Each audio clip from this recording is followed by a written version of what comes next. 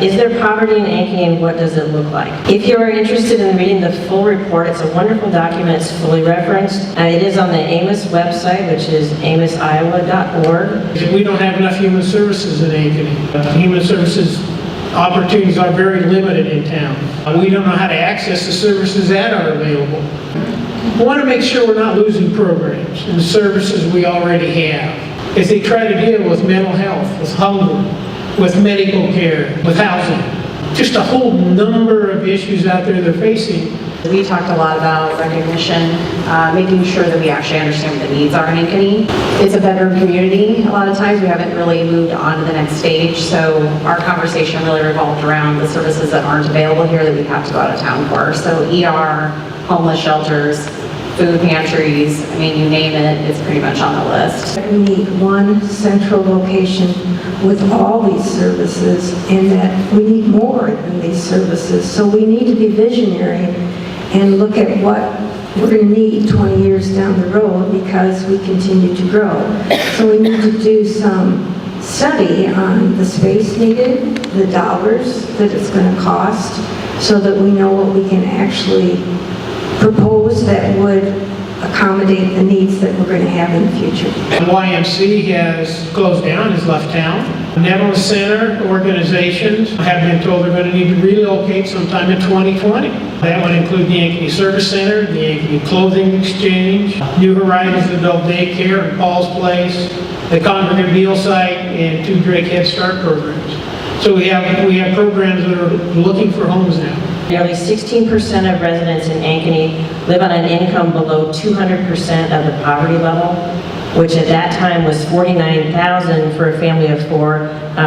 That number is up to $51,000 at this point in time. It takes upwards of 215 to 230% of that poverty level for a family to really live sufficiently on a bare bones, no frills budget and survive. Ankeny has over 10% of the region's low-wage jobs, and we noticed increased need and use of supplemental food programs, anything from the Ankeny Backpack Program to Love Lunches, to the program called A Helping Hand that has the little boxes on the street, and there's 12 of those now. As well as the Ankeny Service Center, which is now handing out upwards of 100 food cards, $10 food cards a month. The red part is the percentage of students eligible for free and reduced lunch. And what we've seen over the last 16 years-ish is the eligibility for free and reduced lunch to go from 6% in 2001-2002 to over 16% this past school year. 25% of Ankeny households live in unaffordable housing. The Polk County Housing Trust estimated that Ankeny needed about 2,500 units of housing, either for people who worked in Ankeny and couldn't afford to live here, or actually lived in Ankeny but couldn't afford where they were living. It's 17% of residents in poverty, but our affordable housing issue is much larger than that when we're talking about 1 in 4 households.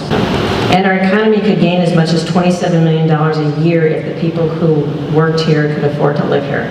Our senior housing is expanding in Ankeny, but it's very, very expensive. The need for people to recognize that there are needs. It kind of looks like the Emerald City, and people don't recognize that, yes, there are needs, and we need to get people to open their eyes and wake up and see that, yes, there are problems here in Ankeny. That was our biggest need that we saw, was awareness.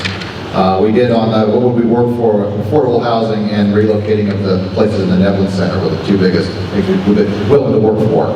I think the opportunity we have, all of us tonight and moving forward, is to take some time to absorb all of this, and then in moving forward figure out how we integrate everything we've been hearing tonight and ongoing in the future efforts now and the work that has to be done. We're going to need everybody's support if we want to make these programs work, and if we want to deal with some of the human services needs that we're facing as a community.